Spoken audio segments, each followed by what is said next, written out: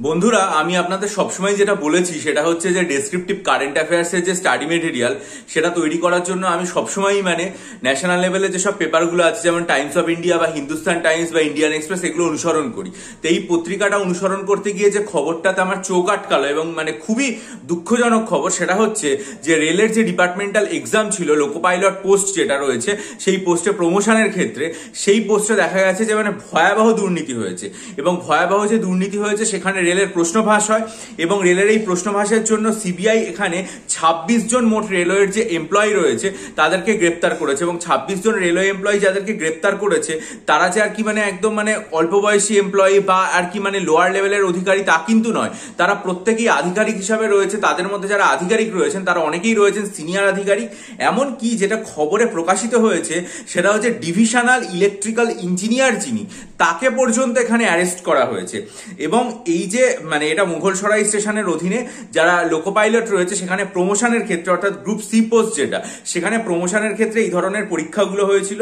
CBI যেটা করেছে সেটা হচ্ছে যে এই ধরনের প্রশ্নপত্রের ক্ষেত্রে তারা হানা দেয় এবং সেখানে আলাদা আলাদা জায়গা থেকে প্রায় ১ কোটির বেশি টাকা তারা এই পুরো জায়গাটা থেকে বাজেয়াপ্ত করেছে। যে সমস্ত প্রশ্নপত্র তারা উদ্ধার করেছে সেখানে দেখা যাচ্ছে যে আসল প্রশ্নপত্র যেটা, সেটার সাথে এটার হুবহু মিল রয়েছে। অর্থাৎ পরিকল্পনা মাফিক প্রশ্নফাঁসের এই চক্রান্ত ছিল এবং চক্রান্তের ফলে এখানে গ্রেপ্তার করা হয়েছে।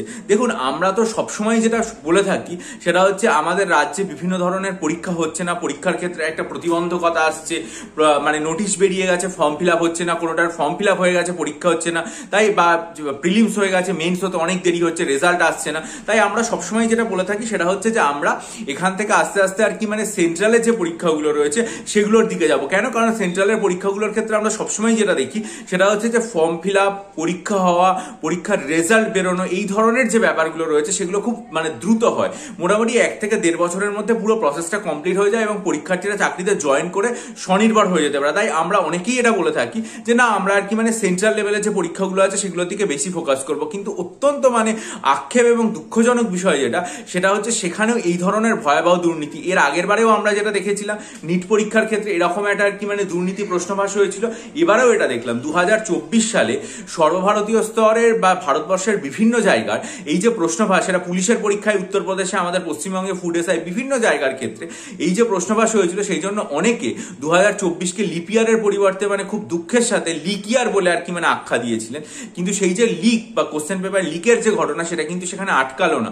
২০২৫-এ এটা ডিপার্টমেন্টাল এক্সাম, সেটার জন্য এই ভয়াবহ ব্যাপারটা পুনরায় সামনে এলো এবং এটার জন্য রেলের তরফ থেকে নোটিশ জারি করে ডিপার্টমেন্টাল এই যে এক্সামগুলো রয়েছে গ্রুপ সি, সেগুলো সমস্ত কিছু আপাতত স্থগিত করে দেওয়া হয়েছে। তবে একটা জিনিস আপনাদের বলবো, যেটার সাথে কিন্তু আপনারা যে ফ্রেশ রিক্রুটমেন্ট রয়েছে সেটাকে গুলিয়ে ফেলবেন না। ফ্রেশ রিক্রুটমেন্ট যেগুলো এনটিপিসির মাধ্যমে হবে, সেই সমস্ত পরীক্ষাগুলো কিন্তু এটার আওতায়ভুক্ত না। সেগুলোর পরীক্ষা যেরকম হওয়ার কথা সেটাই চলবে। এটা ডিপার্টমেন্টাল এক্সামের ক্ষেত্রে এই ধরনের স্থগিতকরণের যে প্রক্রিয়া সেটা হয়েছে। কিন্তু এই যে একটা দুর্নীতি, এই যে দুর্নীতির অসুর, এই যে দুর্নীতি পরায়ণ মানসিকতা, সেটাকে পুরোপুরিভাবে বন্ধ করতে হবে এবং সেটা সর্বভারতীয় সর্বস্তরে যারা এই ধরনের দুর্নীতি পরায়ণ কাজকর্মের সাথে যুক্ত, প্রশ্ন ফাঁস, লিক করে দেওয়া, প্রশ্নপত্র বাইরে বের করে দেওয়া বা পরীক্ষা হলের মধ্যে বিভিন্ন কুকর্ম সেগুলোর সাথে যুক্ত, তারা যেন গ্রেপ্তার হয় এবং গ্রেপ্তার হওয়ার মাধ্যমে কঠিন থেকে কঠিন আইনানুগ প্রক্রিয়ার মধ্যে দিয়ে নিয়ে গিয়ে তাদের যেন শাস্তি হয়।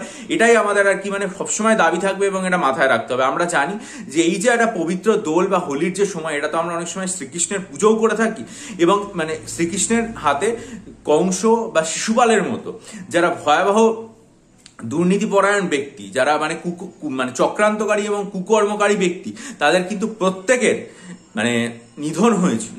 আমরা চাইবো যে এই যে শুভ সময়, এই কালে আমাদের এটাই প্রার্থনা থাকবে যে যারা এই ধরনের ভয়াবহ দুষ্কৃতকারী, তাদের যেন আইনানুগ প্রক্রিয়ার মধ্যে নিয়ে গিয়ে কঠিন থেকে কঠিন যে বিচার ব্যবস্থার মধ্যে দিয়ে নিয়ে গিয়ে তাদেরকে শাস্তি দেওয়া হয়, যাতে এগুলো একটা দৃষ্টান্ত স্থাপন করতে পারে ভবিষ্যতে আর কোনো ধরনের কোনো পরীক্ষার ক্ষেত্রে দুর্নীতি যাতে না হয়, সেরকম একটা দৃষ্টান্ত আমাদের সামনে আসুক এবং সমস্ত ধরনের পরীক্ষাগুলো স্বচ্ছ হোক।